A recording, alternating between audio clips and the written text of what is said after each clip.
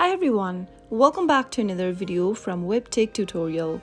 In today's episode, I'm gonna be showing you how to download FloatMe application on your iPhone. So without wasting much of our time, let's dive into the video. The first thing to do is to open your App Store from your app drawer and then go to the search box and type in FloatMe and search. Once you find this application in the search result, tap on the Get button to begin downloading the app. FloatMe is a cash advance app which allows you to borrow up to $50 or $100 until your next payday, which is also done often without interest or fees. Once you download the application on your device, you can launch it open anytime you want and get started. That is how you will be able to download FloatMe application on your iPhone.